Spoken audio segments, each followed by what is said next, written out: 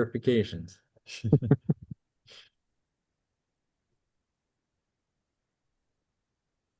All right, can you see my screen?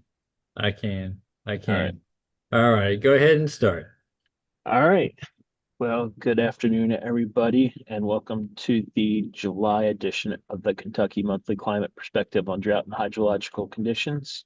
My name is Chip Zimmer, and I'm with the Kentucky Division of Water, and I'll be your guide for the next 45 minutes to an hour. Pretty eventful month, so we'll have plenty to talk about.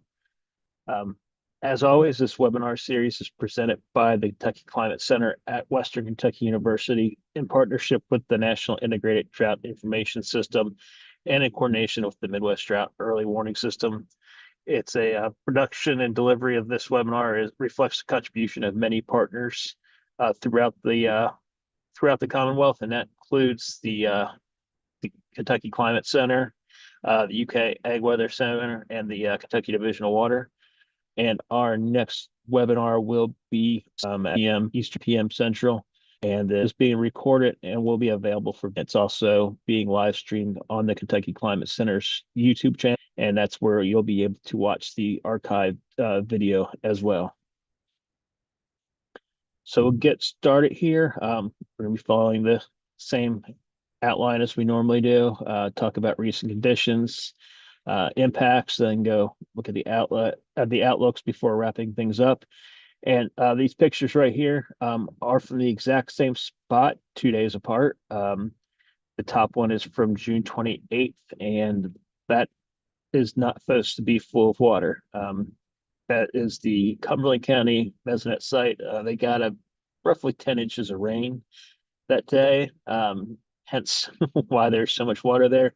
And you can see what it looks like a couple days later from June 30th. I believe that's a soybean field there. So I'm not sure how well those soybeans are going to be doing after being underwater for a while.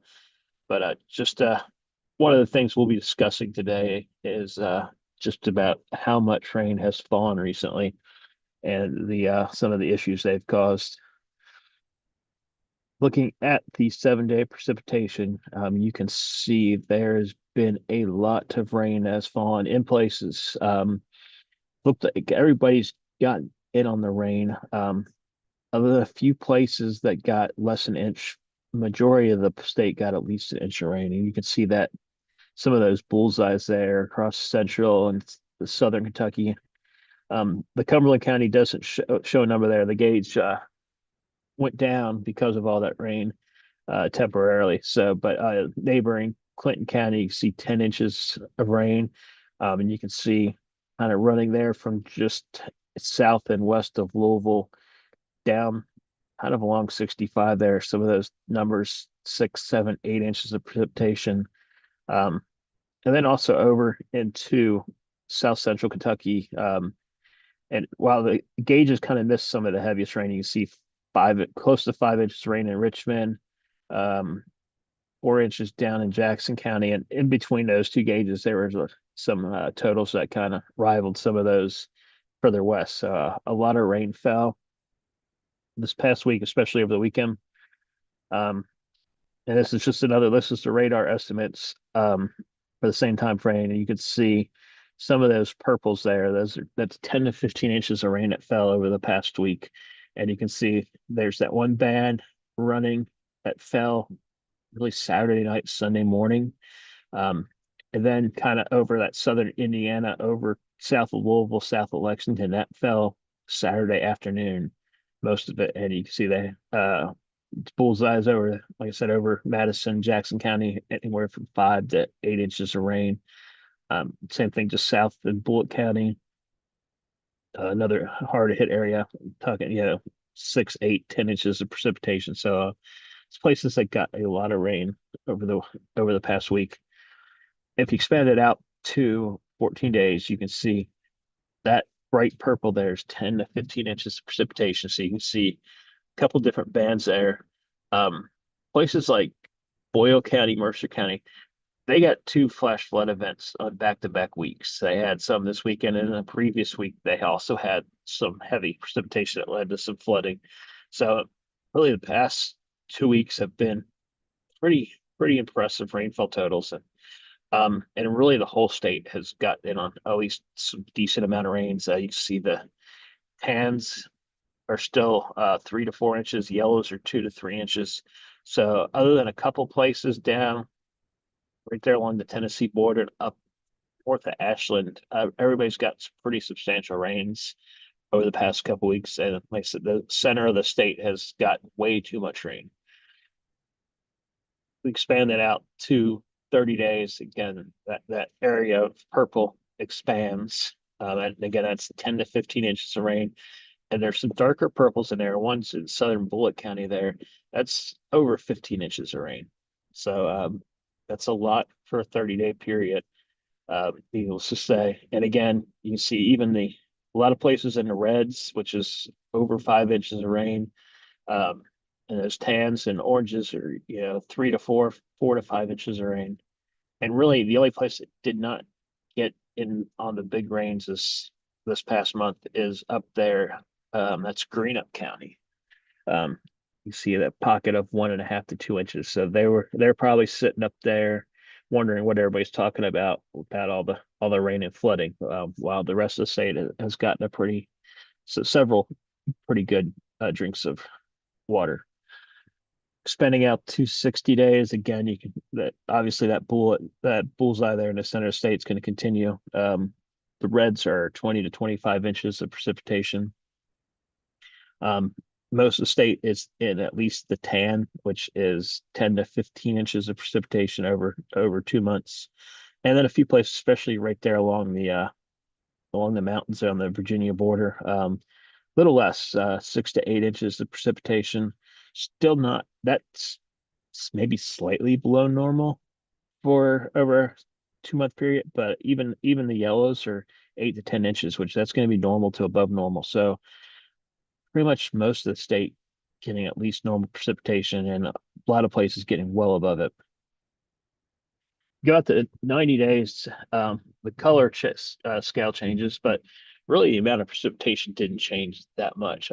April was much drier, so we still have some pockets that are, I guess that's 25 to 30 inches in that dark red. Most of the state still falling in that tan or orange area, so you're talking 10 to 15, 15 to 20 inches of precipitation. Expand out to 180 days, and I flipped it to the SPI just so you could really see what's normal, what's not. And you can see that bullseye across central Kentucky really stretching from Louisville to Lexington. That's above normal wetness for the time of year. And then if you look southern Kentucky along the Tennessee borders, where you see you still have some below normal precipitation amounts when you're looking at past really this year. This goes back to January 3rd. So, and you can see where it carved out a hole. A week ago, that area of below normal precipitation would have stretched straight across, but where we had that heavy band this weekend, you can see Adair, I think that's Adair County, Clinton and Cumberland counties. You see they're now normal to above normal precipitation, a little cutting through that area, so they're still low. Especially you can see the Lake Cumberland area and also kind of part of the Barren River watershed. It's still several standard deviations below normal for the past 6 months. And it expanded out to the past 12 months. Again, southern Kentucky still dry. Again, that bullseye over the Lake Cumberland area, still really dry. You're talking that's third, fourth standard deviation below normal. I mean, you're talking, if the color code's supposed to match up with the U.S. Drought Monitor, so you're talking D3, D4 type level dryness at the 1 year scale, and then a lot of Western Kentucky still trying to catch up on rain, but not quite to the same degree there as Lake Cumberland, but still dry. But in the near term, we've gotten a lot of rain, so that's really helping things. And again, looking at the SPIs for the 30, 60, 90 days, you can see just how exceptionally wet it has been over most of the state. We see a little bit of dryness up there, like I said, in Greenup County, where they were only 1.5, 2 inches of rain this month. And again, there's a little bit of dryness still along the Kentucky-Tennessee border, and that sticks around in the 60 and 90 day as well.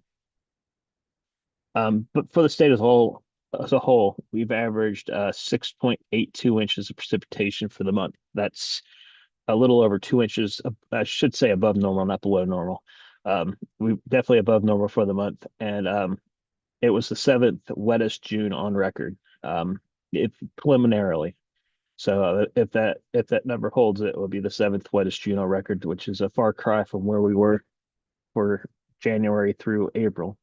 Um, and for the year to date, we're at 23.28 inches of precipitation, which is still about 3.5 inches below normal. Um, and the 43rd driest year to date on record. And again, month and a half ago, we were talking about being, top three driest on record. So we've come a long way. Um, and there are places in the state now, especially West Central Kentucky, that receive more precipitation in June than it did the first 4 months of the year. So and those are typically some of our wettest months of the year as well. So pretty impressive numbers.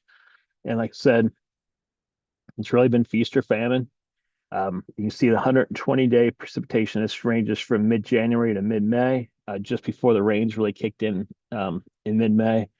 And you can see these yellow colors are 8 to 10 inches, and then this tan is 10 to 12 inches of precipitation.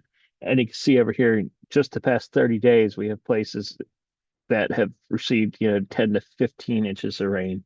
So, like I said, places several inches more rain in the past month, and really even the past weekend compared to what they saw from beginning of January through mid-April or mid-May even.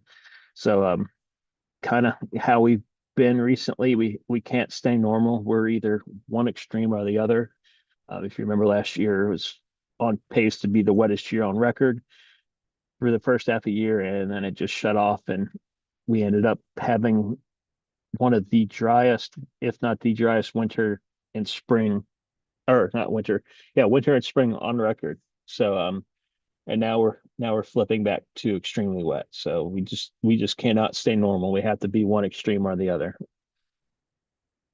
Kind of looking at the this is just Mesonet data that is showing how the drought and how the rainfall has progressed. Up top, and I can't see it because there's stuff over top of it. There it is. All right. Graves County, you can see really out in West Kentucky, the dryness really started in November and December, and you can see really November through February, March out in Graves County. It was pretty dry, and then it started getting wetter as we got into April, May, and June. And they're starting to catch back up. If you go down to Casey County, closer to the normal, still below normal, but not as much in November and December. And then it really kind of started drying out as we got into 2026. And you can see now they are increasing, but still pretty far off of normal. Casey County is one of the drier places in the state still. And then Knott County out in southeastern Kentucky, you can see again staying closer to normal even into February and March. And not as dry as other places, but drier in the March April timeframe. And then up top you see Grayson County, one of the places that got big rains over the past weekend. And you can see they were drier, not much movement through the spring, and then you can see how much they've gained back over the past 2 months. I think that was over 12 inches of rain just in May and June, which I think is probably closer to 13 inches of rain at that gauge. So they've gotten a lot closer to sorry about that. A lot closer to being closer to average than other places in the state, but since November. So still a little catching up to do, but doing much better. All right. Looking at temperatures for June. state average 73.1 degrees for the month, which just 0.2 degrees above normal. So pretty much no, yeah. While precipitation has been one extreme or the other, the temperature this month was pretty close to normal. Um, that tied us for the 60th warmest June on record. Again, pretty much smack dab in the middle. Um, and then your average highs were actually a little below normal for most of the state up there in the top right corner. The greens are showing that, yeah, anywhere from 0 to even 4 degrees below normal for highs. And your low temperatures, eastern two-thirds of the state, normal to slightly above normal, a little cooler off in parts of western Kentucky. Um, so we did have some warm days, especially here at the very end of the month. But overall, with all that rain, not surprising that temperatures, especially high temperature, kind of held in check a little bit. But talking about the past couple days, last couple days in June, and now, and as we go into July, it's been hot. It's been, if you've walked outside, you know that. If you haven't walked outside, don't. You're much better off in your air conditioning. Um, See heat indexes. This is taken just about an hour ago. Heat indexes generally above 100 degrees, even, you know, down there, Todd County, 110-degree heat index. So very warm. Um, Surprisingly, though, if you look at the 7-day maximum air temperatures, overall temperatures have been not not crazy high. Temperatures generally just in the low 90s. So we're not seeing those real extreme temperatures. But look at those dew points. Past 7 days, the maximum dew points have been in the upper 70s into the low 80s. About as humid as you can get in Kentucky. We typically don't get higher than the low 80s. So, and that's thanks in part to all the rain that we've had. The ground is very moist, so there's lots of moisture to add into what's coming up off the Gulf of Mexico. Um, but at the same time, it's keeping our maximum temperature down. So if we didn't have all this rain in the past month and we were still in drought, while our dew points might not be quite as high, our our daily maximum temperatures are probably be pushing triple digits right now. So it's a give or take. You know, we're not as hot, but on the flip side, we're just more humid. So I guess you kind of lose either way. But in general, um, yeah, it's dangerously hot with the heat index outside, and looks to stay that way through the 4th of July. Hopefully, looks like next week we'll go back to just normal summertime heat, and we'll get back into thunderstorms and daily rain chances. Stream flows, no surprise. Stream flows are are at or above normal across the state, especially across kind of central, west central Kentucky, um, in the Salt River, Rough River, Green River basins. Um, Closer to normal if you get in Eastern Kentucky where rain's been less, and also in the Barron County area. Um, and that's something to watch because those are areas that are still kind of dry, and especially with that lingering long-term dryness, some of those groundwater areas haven't recharged yet. So that's going to leave places like the Kentucky River, the Loviza Fork, a little more vulnerable to drought. If we follow recent trends and have a late summer fall drought like we've had for the past several years, um, those rivers and streams are going to be a little more vulnerable to drought.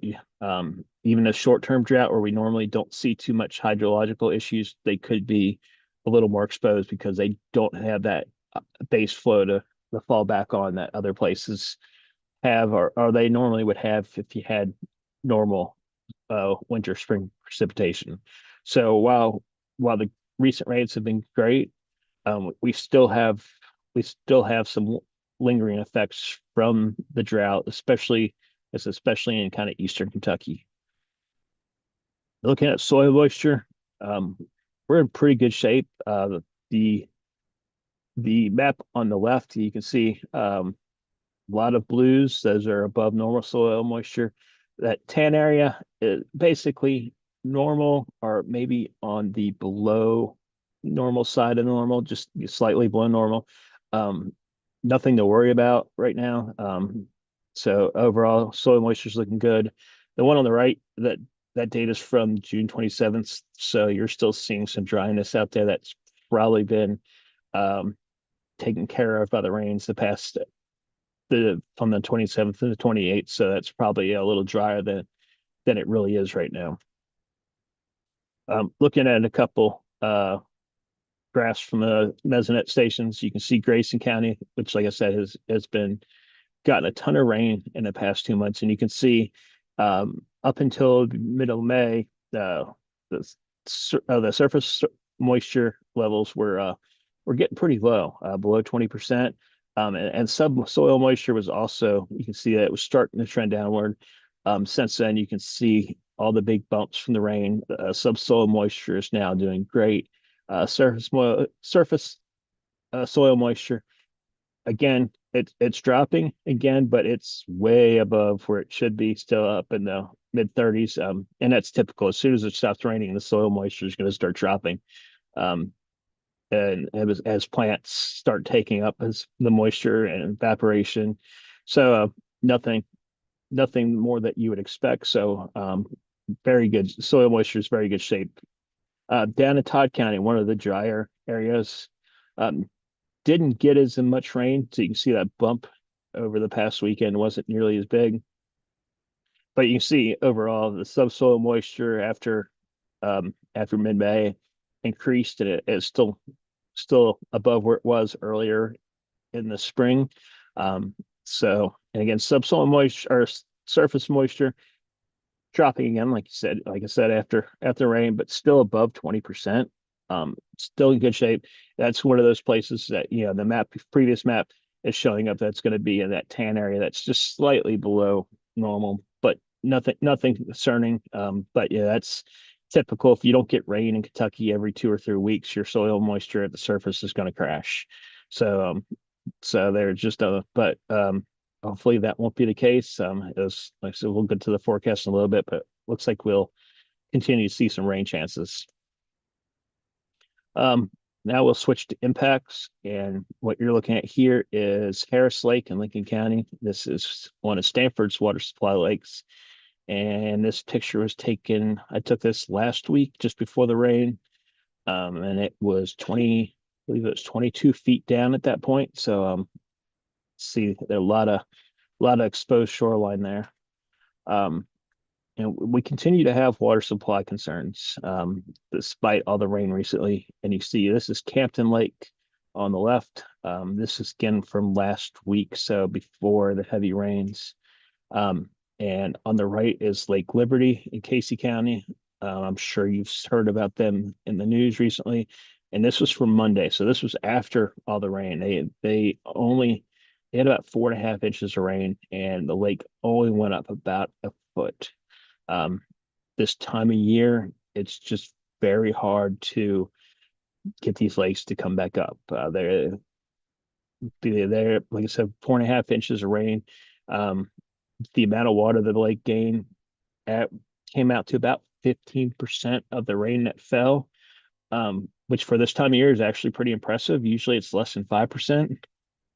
So with all that rain, it was able to overcome some of that, but the soil is just grabbing up so much moisture. There's so much competition from the plants and evaporation and soil that usually a lot of the water, goes in the soil and gets sucked up by the plants. And as soon as it stops raining, the soil moisture, like I showed in the graph, the soil moisture starts dropping. So every time it rains, it's got to replenish that first before you can get water really running into the lakes. So that's why it was so tough to see the low precipitation this winter and spring, because that's when these lakes refill. That's when you have runoff that's more like 95 to 100% instead of single digits. And without that refill, without that rain this spring, these lakes did not refill, and they're kind of stuck right now. The rain helps.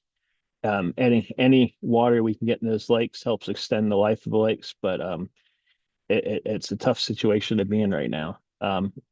I said the below normal precipitation this winter and spring is what's really the driving force with that.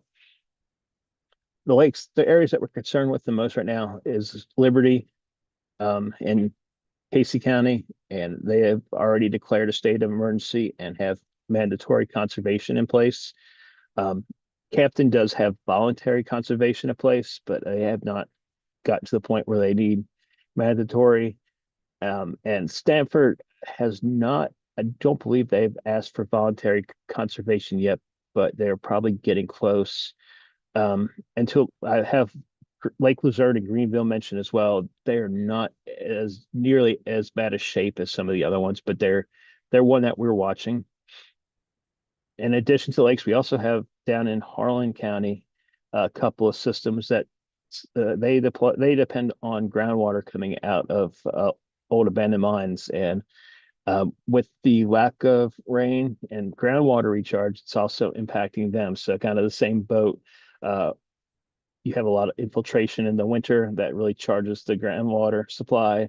And without that infiltration this year, the groundwater supplies are just low, just like an above ground lake. And the same thing, a lot of that water gets intercepted by the soil before it makes it down into the groundwater. So even with big rains, it doesn't really help them out a lot. And needless to say, the Kentucky Division of Water is working closely with all these communities.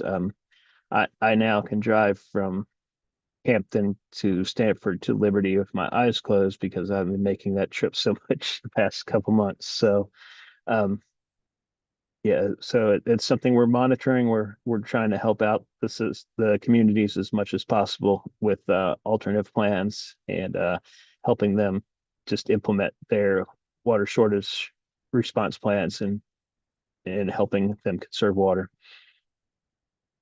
Looking at ag impacts, we are corn and soybeans are well ahead of schedule. You can look at corn. 42% of corn as of June 28th is already at the silking stage, where the 5-year average is 18%. Same thing with soybeans, especially blooming. 25% are already blooming.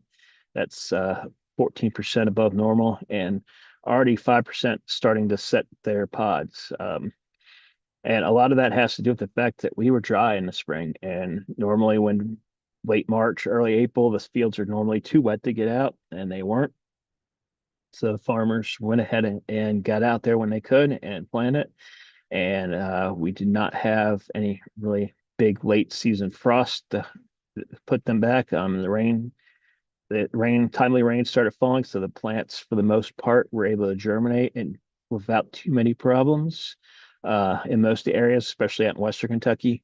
And as a result, row crops are in pretty decent shape. You can see the corn's at 69% good to excellent. And most of that's not good to excellent is fair. There's only just a few percentage points that were bad, poor to very poor. And the same thing for soybeans. You can see 72% is good to excellent. So hopefully, if we continue to stay wet through the summer, hopefully that means we'll have some good yields for corn and soybeans. Obviously, there's going to be some that are actually negatively impacted by the rain. We saw the picture from the Cumberland County Mesonet. The soybeans were completely underwater. So I'm guessing they're probably not going to be too happy about that. I'm not sure if they can survive that or not. Matt can chime in the comments about that, but I'm sure that at least, if anything, set them back, if not completely ruin the crop.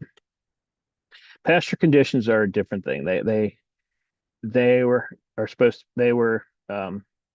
really impacted by the drought, not just the spring, but also from last fall and really the fall before that and the fall before that. So they've had it kind of rough. And you see only 56% are are a good to excellent condition.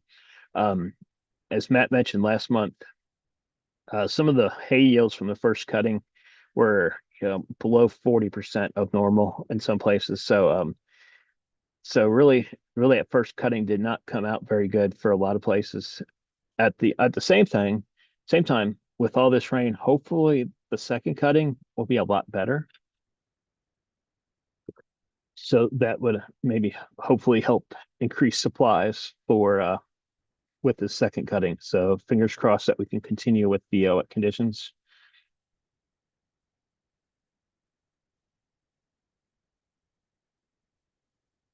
Switching over to the U.S. drought monitor, you can see a lot less drought than there was a month ago in the eastern part of the U.S.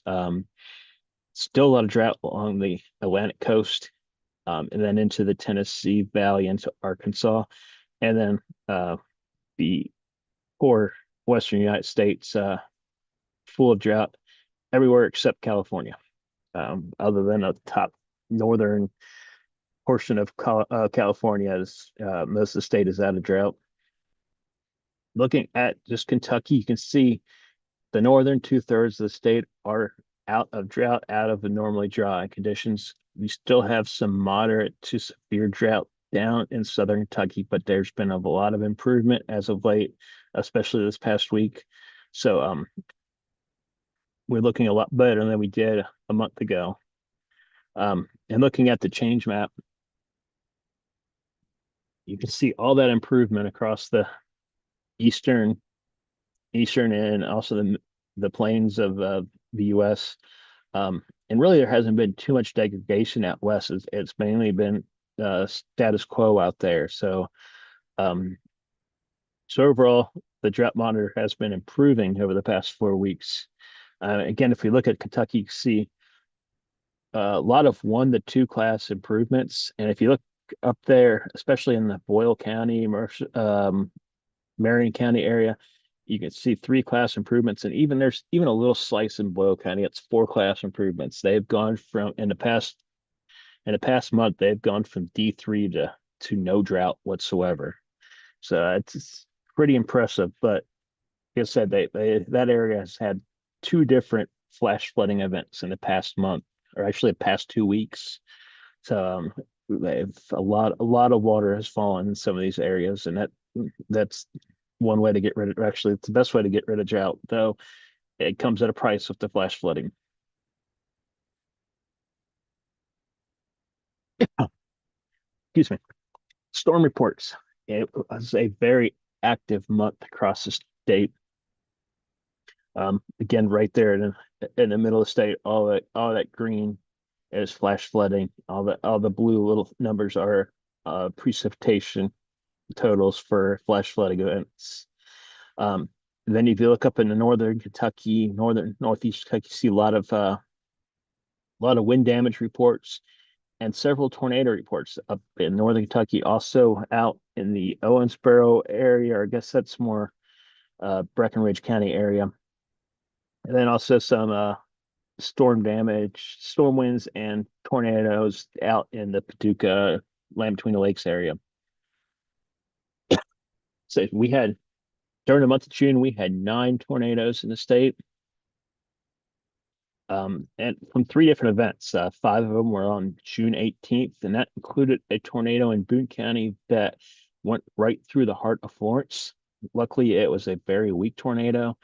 Um, if you're familiar with the Florence area, it went right across Mall Road, just south of the mall, where Dave and Buster's and Costco are located, and then across I-75 um, into some more areas with lots of businesses.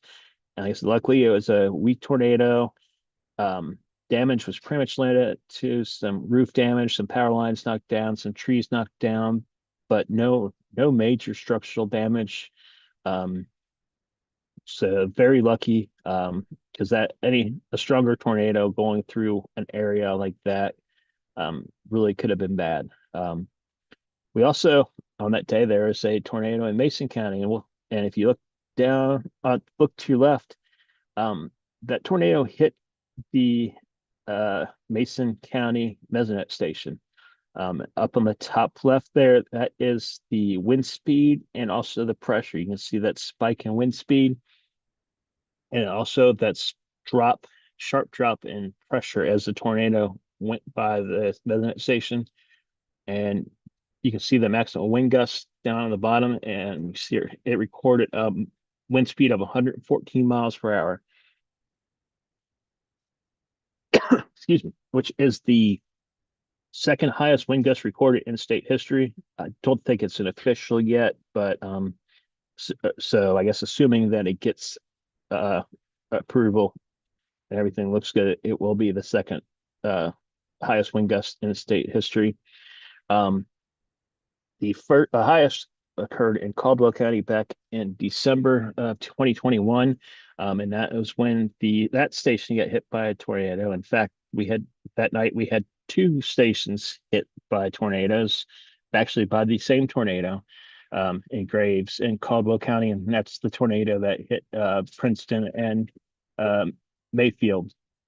So, so this is the third tornado third Mesonet station to get hit by a tornado, which is pretty impressive considering we only have 80 something Mesonet stations and they have a very, very small footprint. So for three of them to get hit in a 5-year span is very impressive. So maybe don't build a house next to a Mesonet station. They seem to be targets.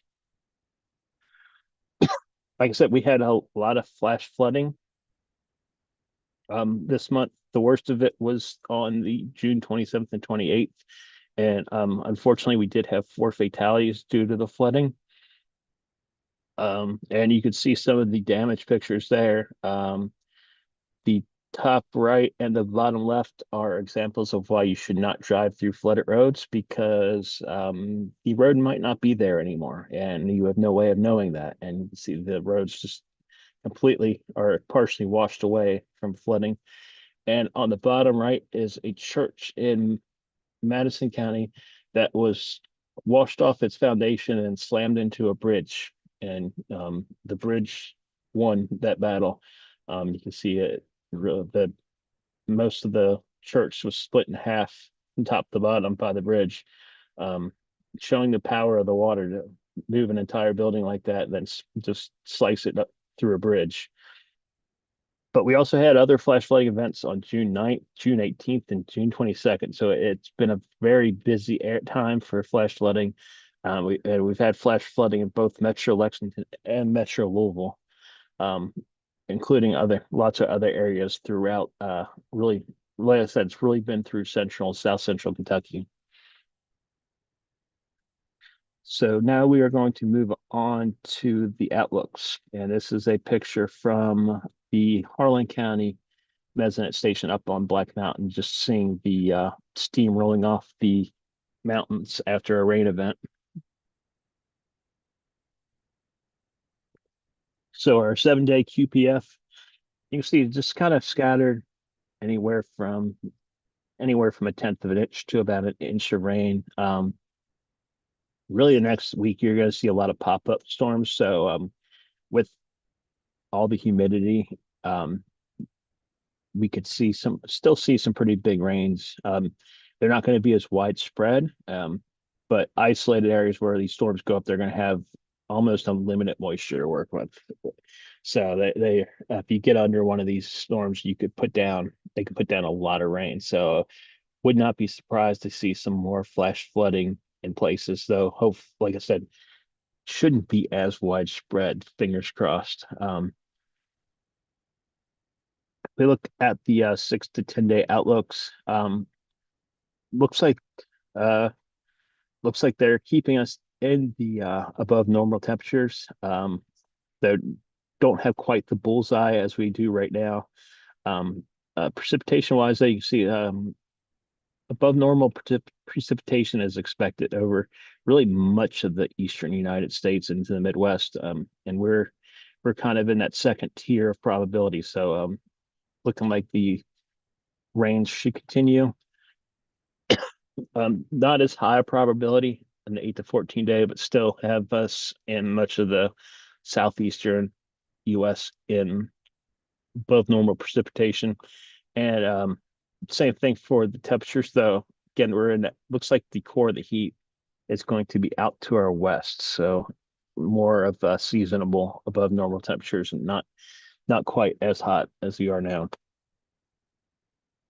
Looking at the June update, we are kind of on the border of equal chances for temperatures and on the above normal temperatures. Looks like they're forecasting the above normal temperatures really be uh, on the Atlantic coast and down in Texas and the Pacific Northwest, and then equal chances in the plains and Great Lakes, kind of sneaking down into part of the Ohio Valley.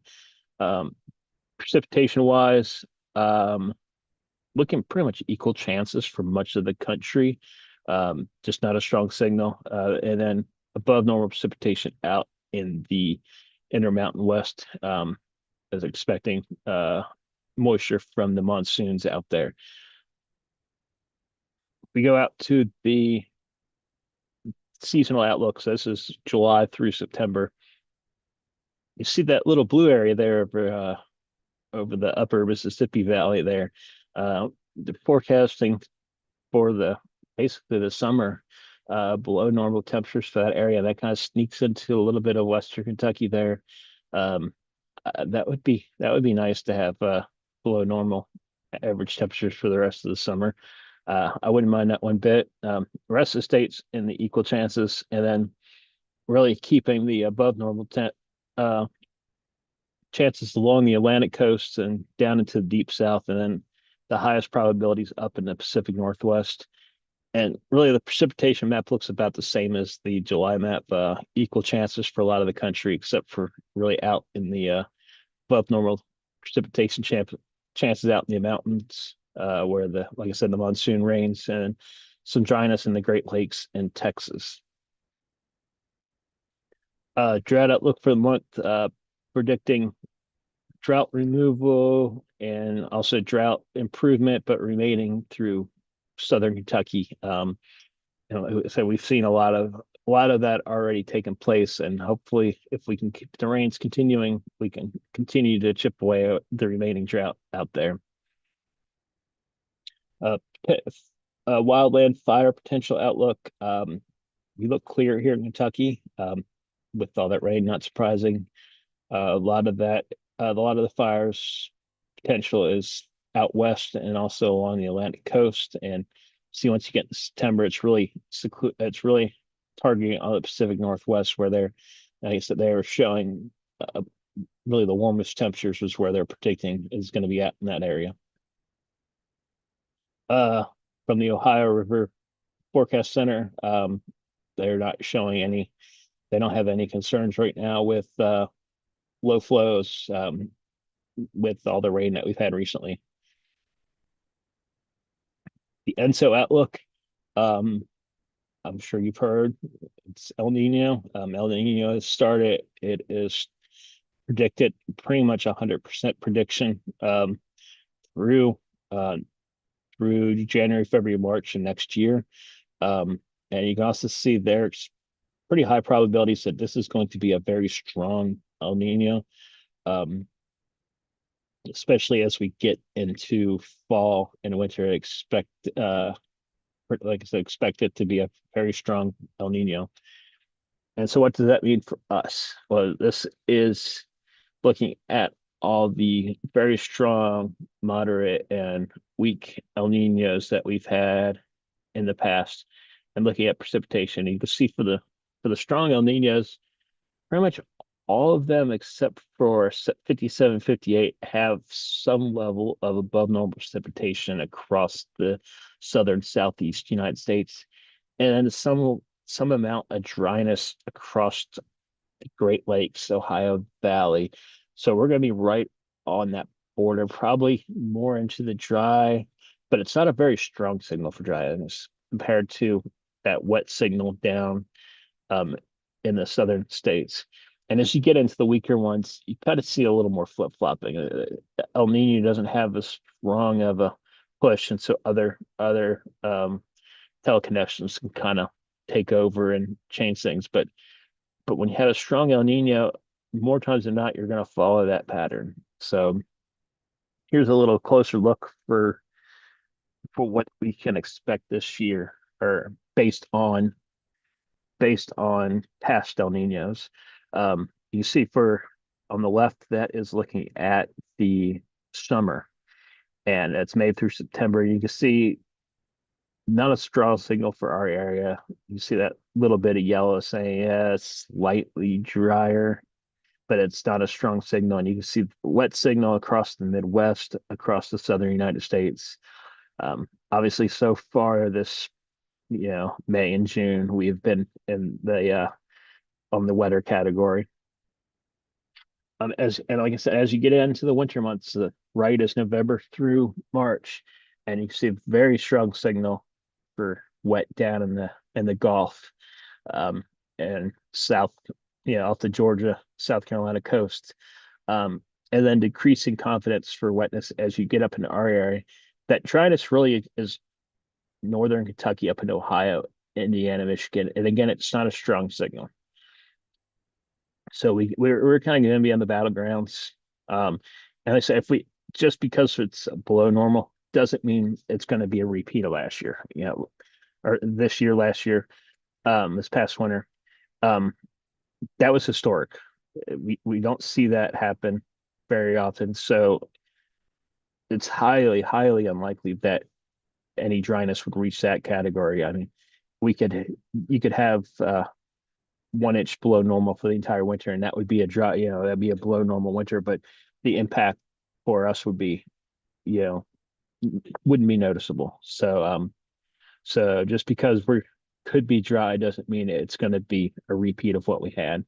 But hopefully we can stay closer to normal or slightly above normal, and go a long way to helping recharge everything, the lakes and the groundwater stuff from the deficits that we had this winter.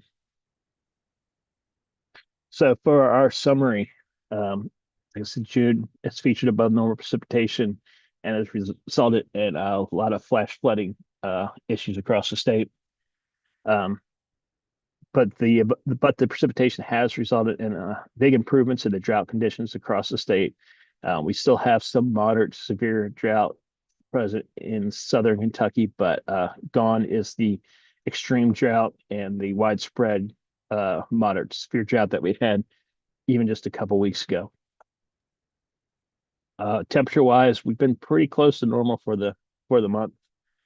And then the Climate Prediction Center is showing above normal precipitation for the first half of July, and then really we don't have a strong signal either way for wet or dry for the rest of the month and really into the long term.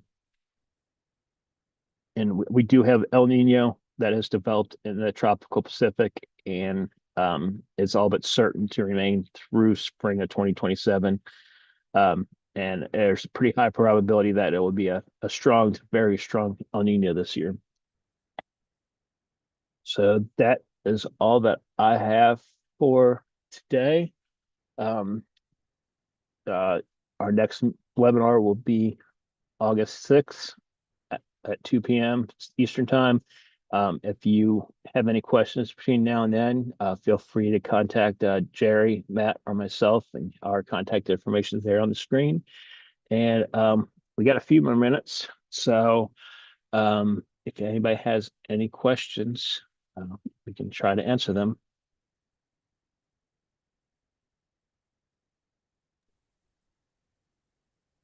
And I think folks can unmute themselves, but let me know if you're trying to talk and you can't.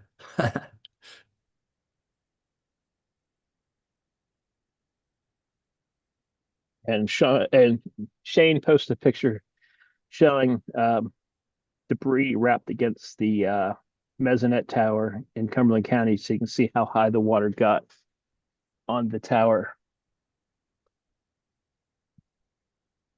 And that's So I from the got a chat. quick, oh, sorry. Go ahead, Matt. I got a quick question, maybe for the Mesonet folks.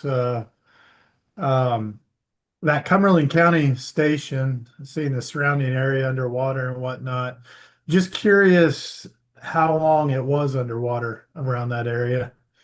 I've got some information from our corn specialist. I know you had beans around there, but I assume it's probably pretty similar territory. But he's talking about whether grain crops will survive depending on how long the crops were underwater. So just curious that length of time. Shane, do you know?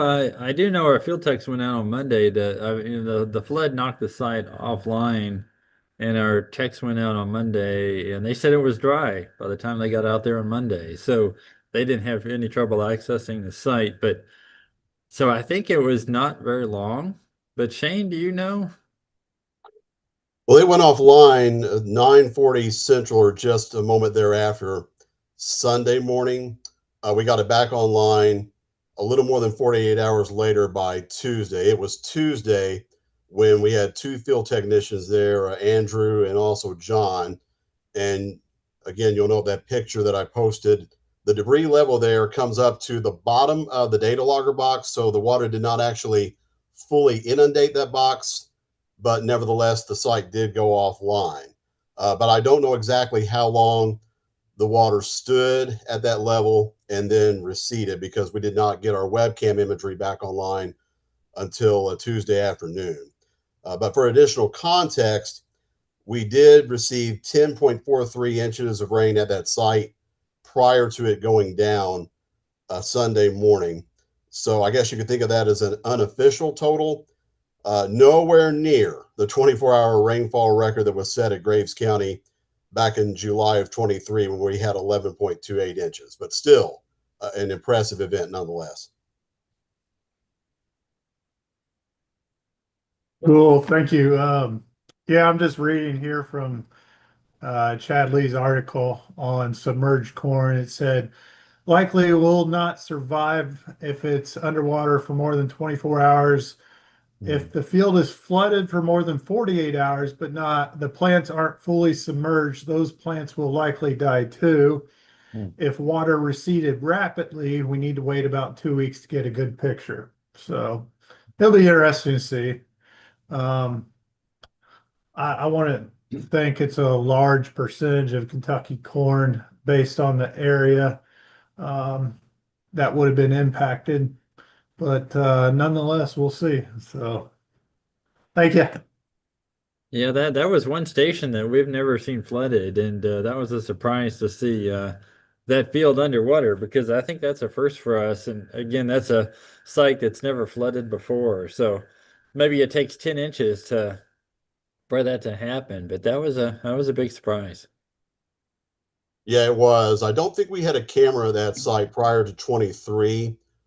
We had roughly 23 sites with the old CCFCs, the ones that updated every 15 to 30 minutes.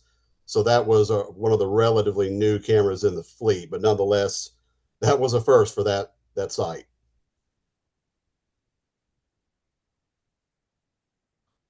Just another example of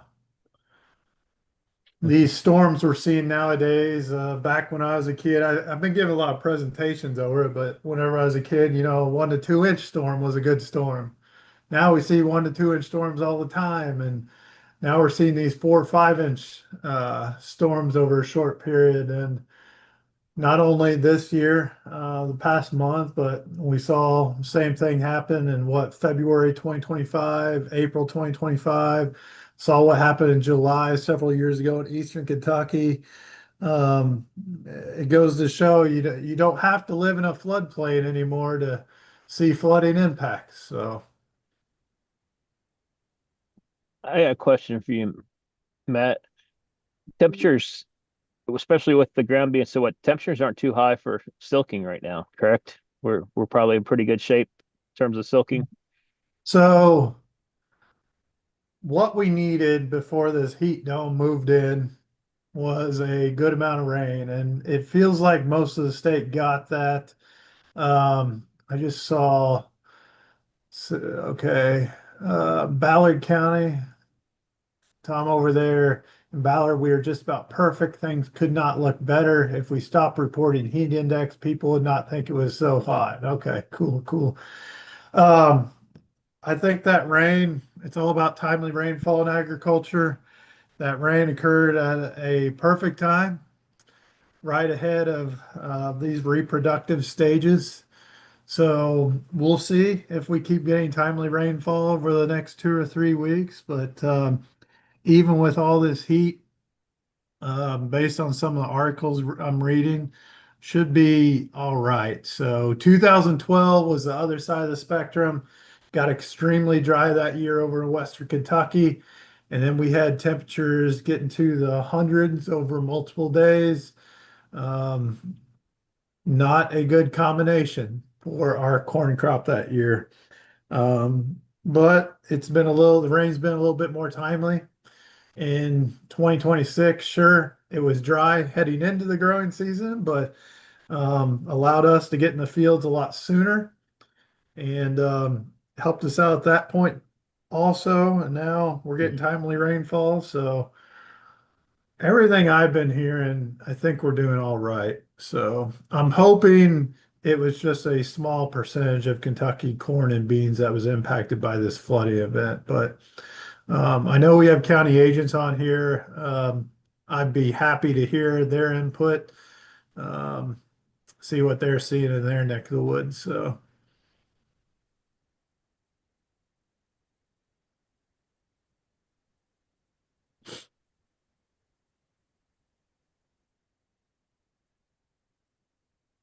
Chip, that was a great point about what are the odds of 3 measurement stations getting hit with tornadoes in just 5 years? It's oh, I have to calculate those numbers, those risk odds. Yeah, that's pretty interesting. I don't even think Oklahoma's had that, so that's saying a lot about luck and our recent tornado history. You've got some type of tornado magnet. Yeah, yeah, that's gonna scare off site hosts. Don't want they're worried to get out. The bigger question, Jerry, is if these same things happen while you were up in New York. Ah.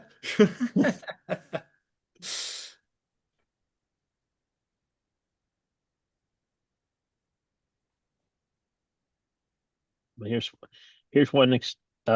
Thomas Miller said that he heard Davies County lost 6 to 7,000 acres of corn. That from the floodwater. Yeah, I would imagine he's talking about the floodwaters. Good show. Davies, that area got hit pretty hard Sunday morning.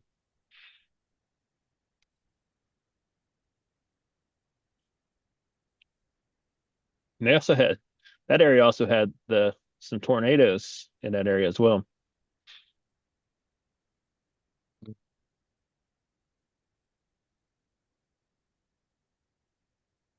In Fulton County, like Valley County, is in great conditions. They have moisture to get double crop beans up, and the corn is pollinating, and temperatures are in the low 90s. And that's the other thing is the corn does not care about the heat index. It only cares about the temperatures. And in fact, high humidity helps because they're not you're not evaporating out as quite as much water as if it was lower humidity levels. So